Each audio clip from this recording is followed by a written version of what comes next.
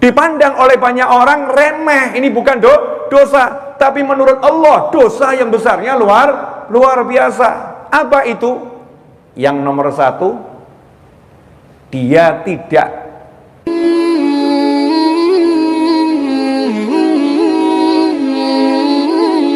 Assalamualaikum warahmatullahi wabarakatuh.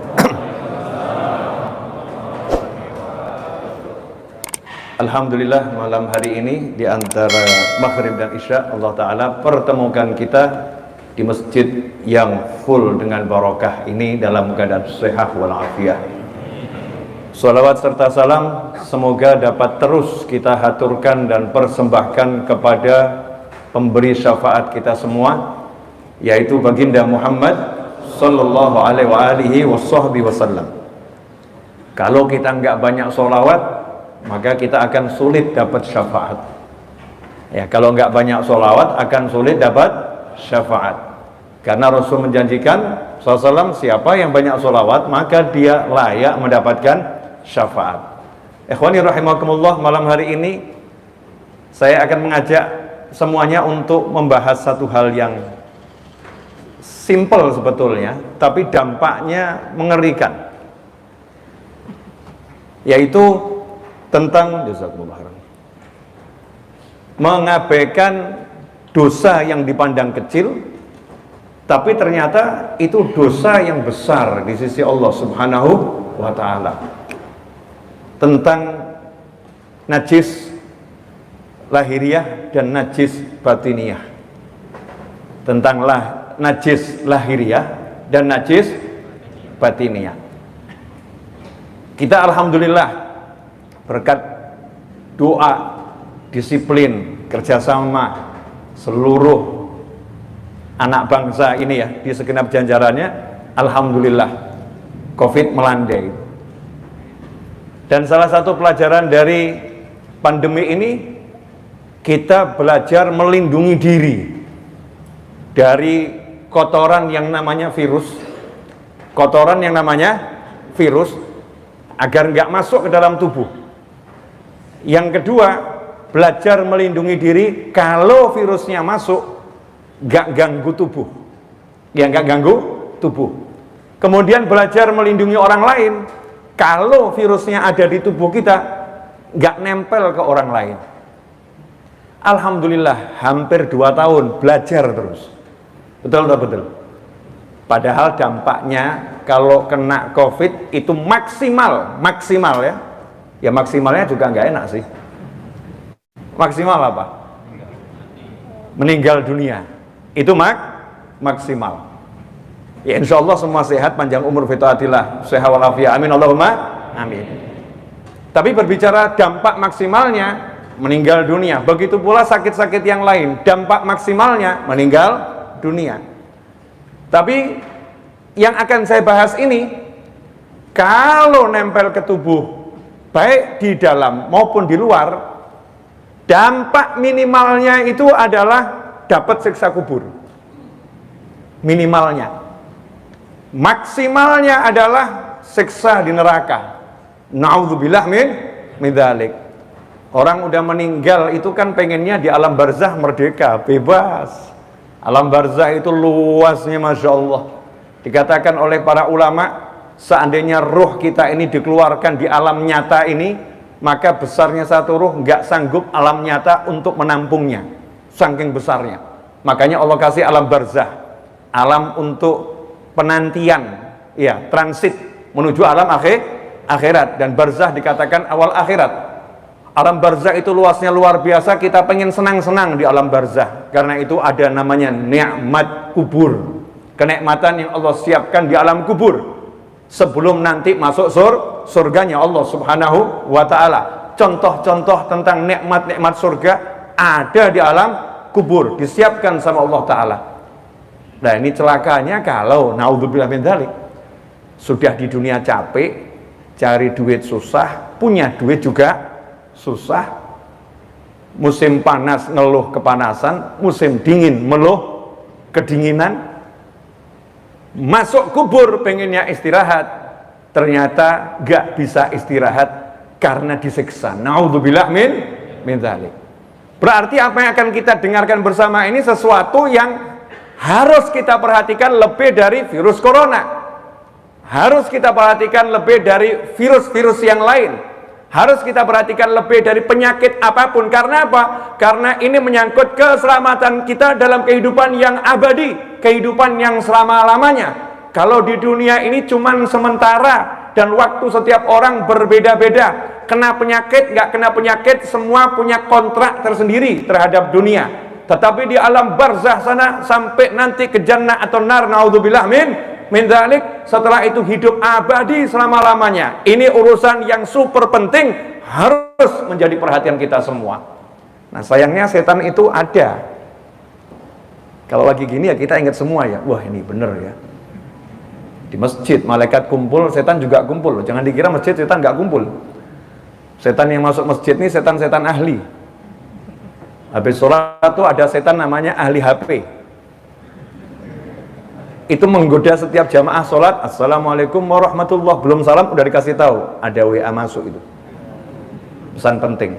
Maka begitu salam langsung yang dilihat HP-nya, WA-nya. Oh bener ada. Ya, kemudian cuman baca kok, klik dibaca. Cuman ngebales, terus dibales ya. Jadi hasilnya apa? Ini imam lagi zikir, dia balas-balasan WA. Masya Allah, ini setan WA muncul di tahun 2020-2021. Ya, setan-setan yang ada di masjid, yang ada di musola, beragam macam setan. Tapi malaikatnya juga macam-macam, malaikatnya juga banyak, kumpul semuanya. Nah, kitanya ini diperebutkan, yang merebutkan kita malaikat atau setan. Nah, biar kita nggak kena setan, maka kita harus punya ilmu. Nah, ikhwani rahimakumullah, kalau lagi begini karena banyak pertolongan rahmat, pertolongan malaikat, maka kita tingkat sadar itu lebih tinggi. Makanya di masjid lebih tenang, di majelis ilmu lebih tenang, sadar lebih mudah, sadar lebih mudah. Di tempat lain belum tentu kita bisa seperti ini, belum tentu kita bisa seperti ini. Nah, selagi begini, saya pengen install pemahaman ini ke diri antum semua dan ke diri saya. Install permanen, nggak bisa di uninstall. Ya, kecuali kalau nanti diformat. Ini kalau diformat berarti iblis yang turun tangan. Ya, iblis yang format. Naudzubillah min dzalik. Kisah yang diabadikan oleh para sahabat dan diceritakan turun temurun dari generasi ke generasi, bagaimana sahabat berjalan bersama Nabi Muhammad SAW. Suatu ketika Rasulullah Shallallahu Alaihi Wasallam berjalan bersama para sahabat, jalan seperti biasanya, tapi hari itu ada yang tidak biasa. Apa yang nggak biasa? Tiba-tiba Nabi Muhammad SAW berhenti, kemudian mengambil pelepah korma, kemudian ditanam di dua makam di pinggir jalan, di perkebunan gitu, ditanam. Satu sini, satu sini. Maka sahabat nggak tinggal diam, karena ini seumur-umurnya sahabat belum pernah lihat Nabi nanam korma di kuburan. Nanam korma bukan di makam, makam kok ditanamin korma. Dan sepanjang sahabat lahir gak pernah lihat ada orang Arab nanam yang namanya korma di makam, gak ada. Dan itu baru dilakukan Nabi Muhammad SAW. Gak ada yang ngasih contoh sebelumnya. Rasulullah yang mulai SAW. Nah, kita mencontoh, ya kita mencontoh Nabi Muhammad SAW. Maka sahabat nanya, ya Rasulullah, kalau bahasa kita, ada apa? Kenapa engkau melakukan ini? Kenapa engkau melakukan ini? Nabi menjawab SAW, ini dua makam gak ada yang kenal. Makamnya siapa? Gak kenal. Namanya pun gak disebutkan. Itu termasuk adab, karena ini urusan gak enak ya, urusan gak enak. Sebetulnya Nabi gak akan ngomong, gak akan cerita, tapi karena sahabat nanya dan ini urusan penting, ilmu, jangan sampai orang mengalami yang sama. Karena ketika ada yang mengalami seperti ini, sampai Nabi harus turun tangan SAW.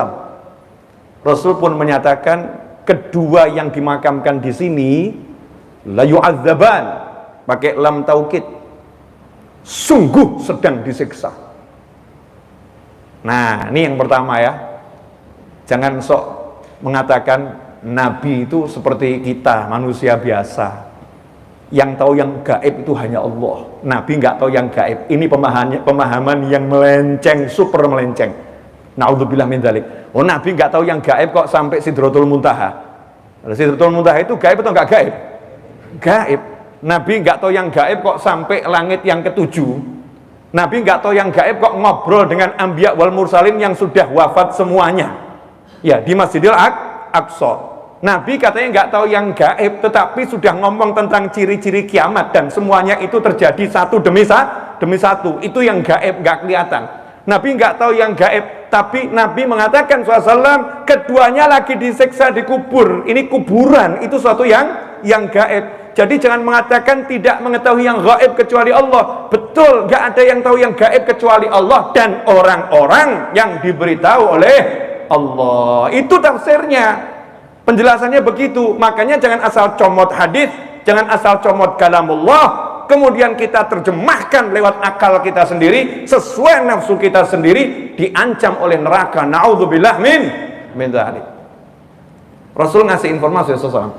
Ini keduanya lagi disiksa. Dan disiksanya bukan karena dosa besar.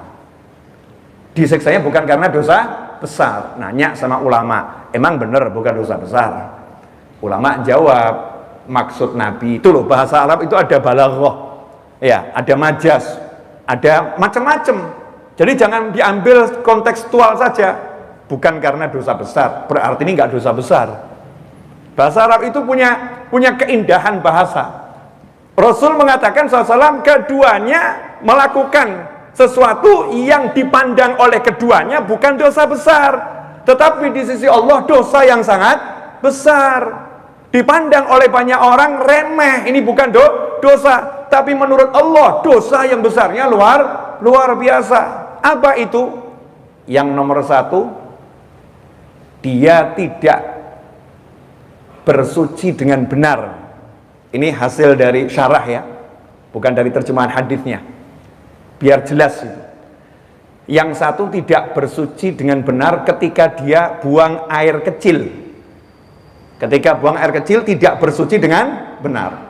Yang satu lagi, yamshi bin namimah, suka jalan memperbincangkan keburukan orang lain demi mengadu domba antara dua orang atau lebih. Jadi misal ada fulan pergi ke rumahnya si A, ngomong kepada si A, si B itu ya, kalau di belakang kamu ngomongnya begini, padahal B nggak ngomong begitu. Dari rumah si A dia pergi ke rumah si B. Kamu nggak tahu ya, si A itu kalau di belakang kamu, gunjing kamu terus, ngomongin keburukan kamu, di depan kamu aja kelihatannya manis, sehingga si B mulai ragu terhadap si A mulai ragu terhadap si B, kemudian mulai muncul benih kebencian, akhirnya lebih-lebih jadi saling bermusuhan. Buat yang ngomong dianggap ini bukan zina, aku kan nggak zina, aku kan nggak korupsi, aku kan nggak mencuri. Aku kan tidak menodai kehormatan orang lain. Aku tidak. Cuman lisan kok kecil.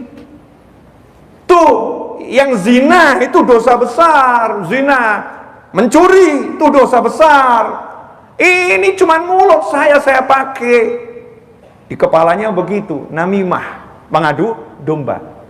Apa komentar Nabi SAW? Keduanya disiksa lantaran itu.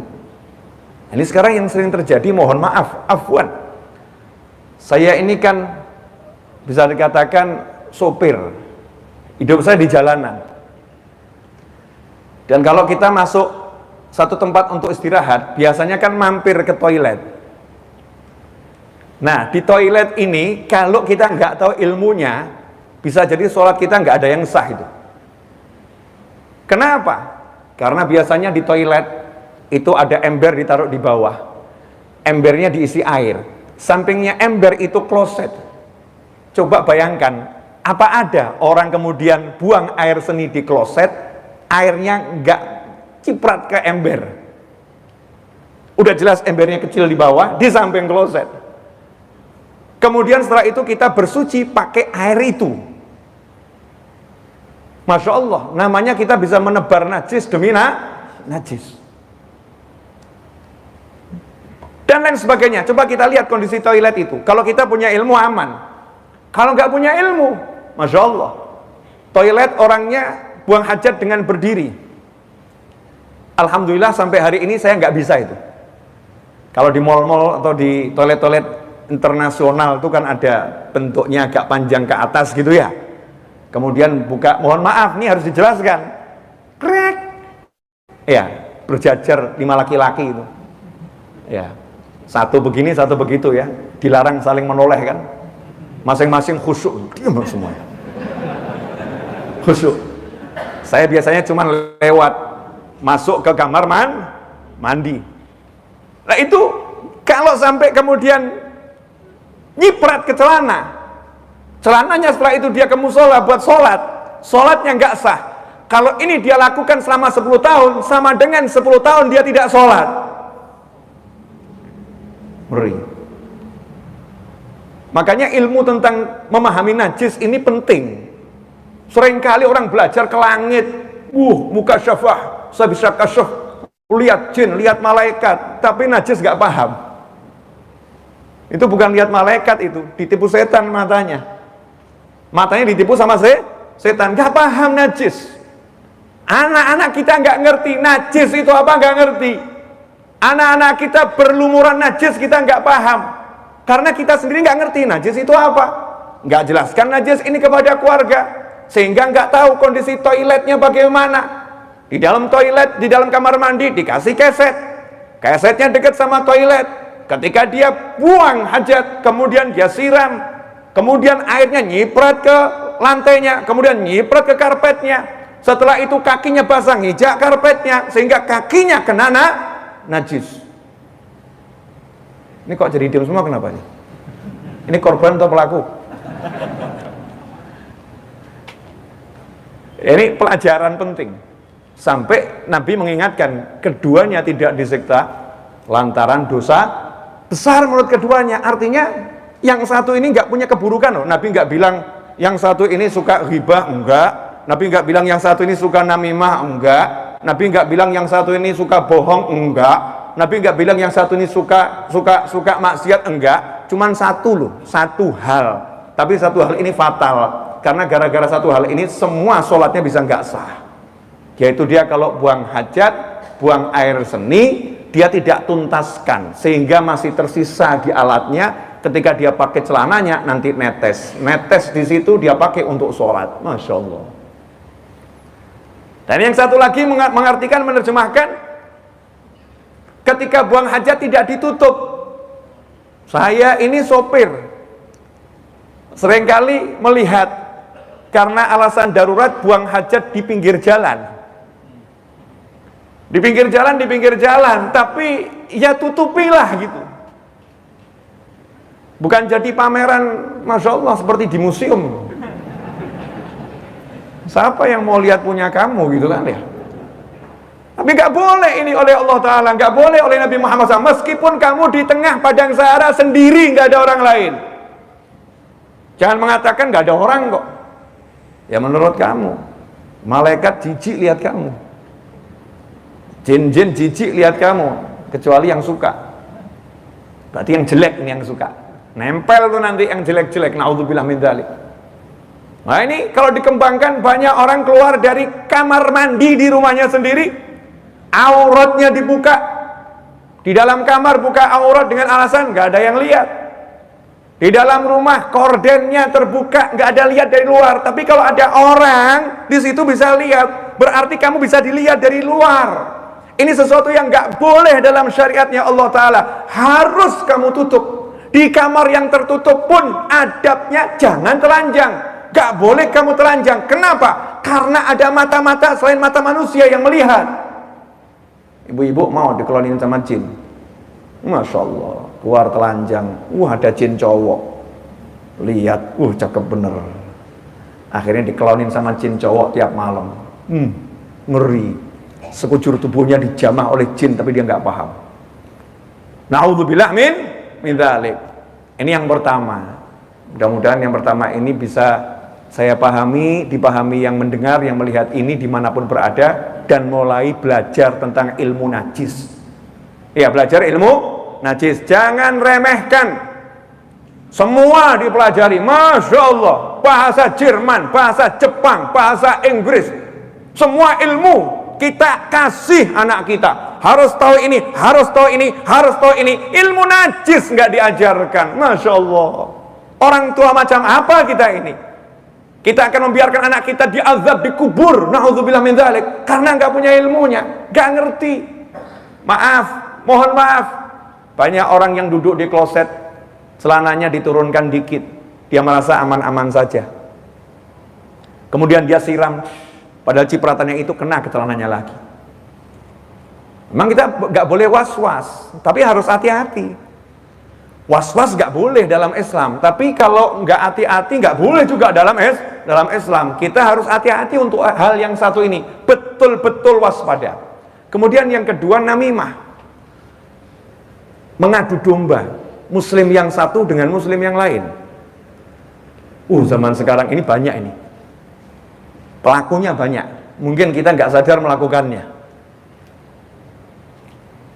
Apalagi kalau mulai ngegeng gitu ya, satu kelompok sana, satu kelompok sini, antar karyawan. Satu karyawan gengnya ini, satu karyawan gengnya ini. Karena punya dua pimpinan yang berkualitas. Nah, ini mulai biar dua pimpinan ini saling berkelahi, maka anak buahnya saling berupaya menjatuhkan, saling berupaya mengadu domba. Yang model begini sebelum masuk neraka udah di neraka duluan. Di dunia hidupnya nggak akan enak. Hidupnya ngurusin orang terus. Hidupnya di dunia ngurusin orang terus. Buat orang musuhan terus. Na'udzubillah min dzalik. Ngeri. Allah nggak mau kita seperti itu. Nabi menceritakan dua orang, tapi sampai hari ini nggak ada yang menyebutkan namanya. Kenapa? Ini aib. Tapi aib ini harus terpaksa dibuka. Ya, terpaksa dibuka karena minal kabair, pelakunya melakukan dosa besar. Yang nanti kalau tidak dijelaskan kepada sahabat, maka akan banyak yang niru tanpa disadari. Na'udzubillah min dzalik. Nah, lanjutan hadis ini indah luar biasa. Itulah untungnya kita jadi umatnya Nabi Muhammad SAW. Ternyata Rasulullah SAW jalan lewat dua umatnya disiksa, nggak terus ngomong begini. Maaf nih, ini kalau kita ya, ada orang suka ngadu domba, tuh banyak tuh di YouTube tuh, ada nggak itu? Hati-hati yang komen-komen di YouTube tuh. Apalagi di YouTube ngambil potongan ceramahnya Ustadz A disandingkan dengan ceramahnya Ustadz B, seakan-akan Ustadz A dan Ustadz B saling berkelahi. Padahal nggak pernah Ustadz A memaksudkan omongannya untuk Ustadz B, nggak pernah Ustadz B memaksudkan omongannya untuk Ustadz A. Dijajarkan jadi satu, ditonton oleh umat. Ih, keren. Dua ulama lagi berkelahi, Masya Allah. Biar apa? Biar viewernya banyak. Terus dapat duit dari iklannya tuh dia. Na'udzubillah min dzalik. Nih yang begini nih, dengerin ya. Hati-hati kalau nggak tobat, hati-hati. Jangan pernah menyandingkan ulama untuk diadu domba. Orang biasa aja nggak boleh, apalagi ulama. Na'udzubillah min dzalik. Ngeri. Tapi kadang dianggap bukan dosa. Nah, kalau ada yang punya kebiasaan seperti itu, meninggal dunia, kemudian kita tahu, lihat nyata orangnya disiksa. Coba apa yang kita lakukan? Kita akan jalan ngomong, rasain. Nanti teman kita nanya, kenapa rasain? Lagi disiksa. Biasa ngadu domba, rasain. Iya. Yang lain ikut-ikut, rasain. Terus diupload di YouTube. Oh ya, makamnya mengalami seperti ini, Masya Allah. Jenazahnya loncat dari keranda. Nggak pernah ada ajaran Islam memperbincangkan keburukan muslim yang lain. Tidak pernah ada ajaran Islam mengajarkan kita menafsirkan setiap kejadian dengan muslim sebagai suatu azab. Masya Allah. Udah habis ketemu ulama, nggak suka dikit sama ulamanya, sakit, dibilang ini orang kena azab ulama tadi. Ngeri betul. Seakan-akan dia Tuhan yang ngerti ya. Tuhan yang ngerti. Kita wajib nutup aib orang, ditutup. Jenazah saja kita kalau memandikan harus ditutup kok. Siapa bongkar aibnya jenazah di tubuhnya, itu Allah murka kepadanya. Ini diomongkan macam-macam tuh. Jenazahnya amblus. Wah, ininya begini. Banyak kan tuh ya yang model-model begitu tuh. Nih, gara-gara begini akhirnya mati. Mati nggak harus nunggu begitu. Yang belum lahir mati juga banyak. Mau ngomong apa? Ikhwani rahimakumullah. Tapi beda yang diajarkan Nabi Muhammad SAW. Begitu lihat ada dua umatnya yang disiksa. Menurut ahli tafsir hadis gitu ya, syarah hadis, dua orang tersebut sebetulnya bersifat munafik. Tapi nggak disebut. Saya nggak akan bahas ini munafik atau nggak munafik. Yang mau saya bahas bagaimana sikap Nabi Muhammad SAW. Rasul tidak mengatakan ini keduanya munafik, jadi layak diazab gitu, enggak. Tapi Rasul memberikan di langkah awal. Di langkah awal adalah ini lagi ada yang kena musibah, ini lagi ada yang kena masalah, ini lagi ada yang mengalami sesuatu yang enggak enak. Jadi jangan kamu tonton, jangan, selesaikan masalahnya. Kalau kita enggak sibuk ngomongkan masalahnya, enggak pernah ikut nyelesain masalahnya. Rasulullah SAW enggak banyak ngomong, ambil pelepah kurma, tanam situ, diselesaikan masalahnya. Rasul kemudian berkata, selama dahan ini masih hijau, masih segar, maka insya Allah siksa keduanya diringankan oleh Allah Ta'ala. Ulama menjelaskan ini jaminan dari Nabi Muhammad SAW, berkat daripada zikirnya dahan kurma ini, maka keduanya diampuni oleh Allah Ta'ala. Kemudian ada yang nanya, lah kalau setelah diampuni disiksa lagi atau tidak? Maka dijawab sama para ulama, kalau Allah udah mengampuni, maka Allah tak akan pernah menyiksa. Selesai. Dari disiksa menjadi dirahmati dan diberi nikmat hanya dengan satu perlakuan Nabi Muhammad SAW. Lah kalau begini Rasul SAW membela umatnya yang seperti itu, lantas bagaimana dengan umatnya yang taat, umatnya yang nurut, umatnya yang baik, umatnya yang belajar, umatnya yang cari ilmu, umatnya yang terus mendekat pada Allah Ta'ala? Kalau punya masalah, emang Nabi akan diamkan kalian? Enggak mungkin. Pasti akan dibela, pasti akan diselesaikan masalahnya, pasti Rasul akan turun tangan SAW, seperti yang sudah terjadi dalam kehidupan Nabi Muhammad Sallallahu Alaihi Wasallam. Alhamdulillah, ikhwani rahimakumullah. 28 menit udah saya bicara. Kira-kira yang saya sampaikan udah bisa dipahami belum? Udah ya, pesannya udah jelas toh? Udah, hati-hati ya. Jangan ikut-ikut di grup yang isinya adu domba, namimah, ghibah. Wajib keluar dari grup seperti itu. Diam mendengarkannya sama dengan melakukannya. Mau WhatsApp, mau Facebook, mau IG, mau Masya Allah. Ya pokoknya begitulah.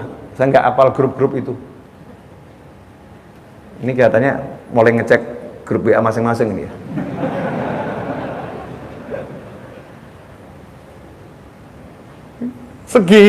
Segini bahwa kita akan neraka kok kita diamkan. Kalau tinggal del selesai, keluar grup selesai, kok kita biarkan ini bahwa kita akan neraka? Berarti kita kan pinternya luar biasa. Pinter ya? Mau yang begini bawa kita masuk neraka?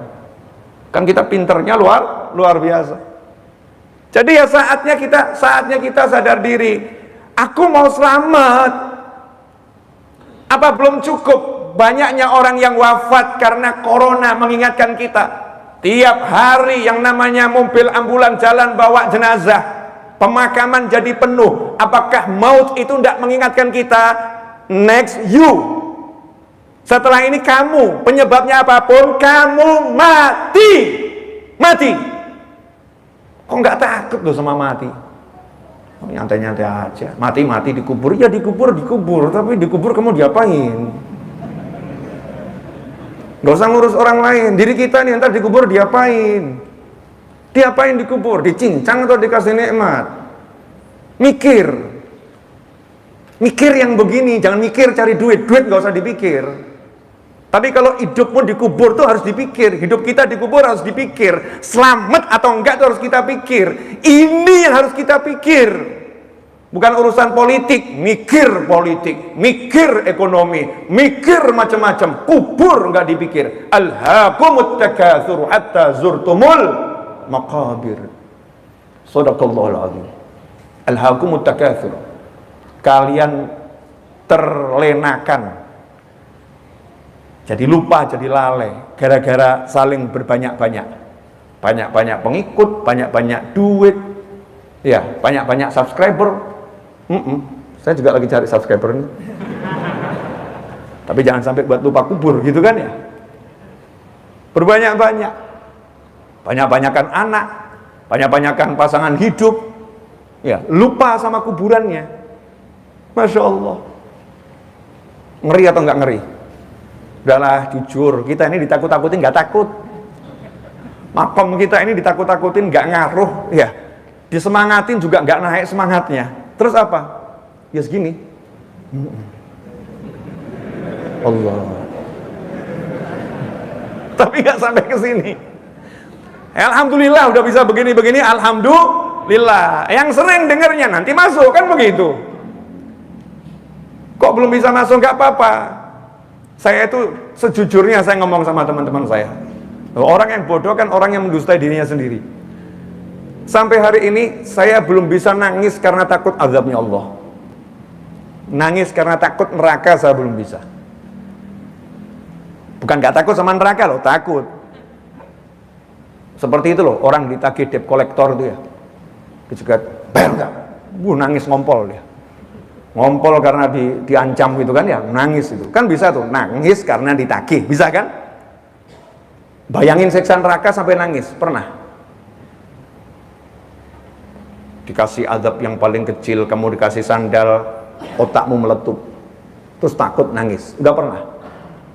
Jujur aja, belum. Makom kita belum seperti itu. Ditakut-takutin sama siksa neraka belum bisa nangis. Takut iya, tapi belum bisa nangis. Nangis takut orang ada kan nangis karena ketakutan. Lihat film horor aja nangis kok. Lewat makam ada suara hihihihi. Padahal itu hasil dari rekayasa film itu. Nah, jin mana yang mau nakut-nakutin model begitu? Kata jinnya kurang kerjaan. Ngapain pakai suara begitu? Dengar suara begitu, nangis dia. Takut, nangis. Marah sama temennya. Kejam kalian ninggalin aku. Nangis, takut. Tapi ingat siksa neraka. Apa kita udah bisa takut? Saya jujur, sampai hari ini belum bisa. Nangis karena takut siksa api neraka. Tapi kalau nangis karena ingat sayangnya Allah, alhamdulillah. Allah kok baik banget ya sama saya. Ya Allah, dosa saya banyak. Tapi kok Allah buat orang lihat baik-baik saya saja. Ya Allah, Engkau maha baik ya Allah. Ingat baiknya Allah, bisa nangis saya. Di makom saya baru di situ. Jadi Al-Quran ini kita dikasih biar takut sama neraka ya. Nggak takut, dikasih iming-iming biar jadi pengen surga, ya nggak kepengen. Ya, makom kita ini sekarang makom apa? Nonton dulu nih. Nah, nanti naikkan. Bisa takut, belum bisa nangis. Bisa pengen, belum bisa seperti orang yang pengen gitu ya. Tapi udah pengen surga pengen. Udah pengen. Ya, jujur belum. Kalau udah pengen, nggak mungkin kita malas-malas taat. Nggak pengen kita takut mengeluarkan duit sedekah. Nggak mungkin kita berat untuk mengorbankan ego. Nggak mungkin kalau udah pengen surga. Kalau udah pengen surga tuh ego hajar, ya sedekah keluar, ibadah ningkat, pengen betul. Tuh orang yang sekarang ini nanya sama saya, Habib, saya pengen nikah. Usia berapa? 40. Kenapa belum nikah? Belum ada jodohnya. Ini namanya nggak pengen ini. Ini namanya nggak pengen. Yang ngomong begini dimanapun antum berada, antum sebetulnya nggak pengen nikah. Karena kalau pengen nikah, datang ke MRBJ di bawah ini yang belum nikah banyak. Betul atau betul? Sangat betul. Sangat betul. Pengalaman memang. Banyak ikhwah yang belum nikah. Ya udah kamu tunggu aja di luar, tanyain satu-satu. Dan nikah belum, Mbak? Belum. Mau nggak sama saya? Ditanya sama pengurus takmir MRBJ, kamu kenapa pengen nikah? Masya Allah, pengen bener. Udah sini tak cariin, kan begitu. Namanya orang pengen beli mangga, cuman ngomong saya pengen mangga. Udah cari, udah gimana? Ya cari Tokopedia, Shopee, ya padahal samping pasar. Ya bagus kamu udah mulai nyari, tapi kamu belum pengen. Kalau kamu pengen betul, kamu cari di Tokopedia, di Shopee dan Lazada dan semacamnya itu kamu cari nggak ada, kamu ya akan keluar. Ya kamu akan jalan kaki cari mangga, bahkan kamu akan jadikan status aku pengen mangga. Itu namanya pengen. Ini pengen surga palsu. Kita belum pengen surga, baru pengen. Orang pengen saja satu hari minta 5 kali aja enggak kok. Coba dari pagi sampai sekarang, tadi doanya minta surga mana? Ayo mana? Ingat-ingat, iya enggak juga ya. Bener ya, enggak minta ya surga ya. Kalau duit minta saya. Duit minta, ini minta. Surga kok enggak minta ya? Allahumma rzuqnal jannah wa na'imaha wan nazar ila wajhikal karim bi rahmatika ya arhamar rahimin. Minimal seperti itu doa enggak? Atau udahlah sapu jagat, Rabbana atina fid dunya hasanatan wa fil akhirati hasanatan wa qina adzabannar. Niatkan salah satu kebaikan di akhiratnya surga. Salah satunya surga. Udah belum kita pengen? Ternyata makom kita pengen ya belum, takut ya enggak gitu. Lihat baginda Muhammad SAW. Ada umatnya yang masalah langsung gak banyak ngomong, diselesaikan. Nah kalau kita ini sukanya ngomongin masalahnya orang sehingga nimbulkan masalah. Tahu nggak itu tetangga kita itu? Kenapa? Siang. Kenapa kesiang? Anaknya putus sekolah. Kenapa anaknya putus sekolah? Ya bapaknya nggak punya duit. Kenapa bapaknya nggak punya duit? Ya itu kesian istrinya itu. Kenapa? Suaminya males. Mulai jadi yang gunjing, ngomongin buruknya orang, menduga yang nggak beres, suudzon sama orang, ngomongin masalahnya orang dan nimbulin masalah. Nabi kita SAW nggak ngajarin begitu kepada muslim. Nggak usah ngomongin masalahnya orang. Apa yang kamu bisa gunakan untuk menyelesaikan masalah orang, lakukan itu. Lakukan. Pelajaran terakhir di malam hari ini, di antara maghrib dan isya, karena kita akan belajar terus sampai nanti kita tidur atau ditidurkan. Ya, jangan pernah berhenti belajar kapanpun dan dimanapun. Masih ada 2 menit 15 detik. Bentar, karena waktunya setiap wilayah beda-beda ya. Mungkin ini udah mau masuk isya, kurang 1 menit kali. 2 menit ya. 2 menit atau berapalah? 2 menit 5 detik. 2 menit 5 detik, berarti sudah 2 menit sekarang. Ini cara Ustadz menghabiskan waktu begitu, ngomongin waktu tapi nggak ngomong-ngomong. Akhiran ya, akhiran. Insyaallah barokah buat saya dan antum semuanya. Jadi Nabi Muhammad SAW ngajarin kita untuk nolong muslim yang lain. Nah kalau Rasul pakai pelepah, diartikan itu masih hijau, artinya hidup. Kalau hidup, Allah bilang semua yang hidup itu berzikir. Zikirnya dahan kurma dipersembahkan Nabi untuk muslim itu menimbulkan ampunan. Apakah kamu tidak pengen mencontoh Nabi dengan menjadikan zikirmu untuk muslim-muslim yang sudah meninggal dunia?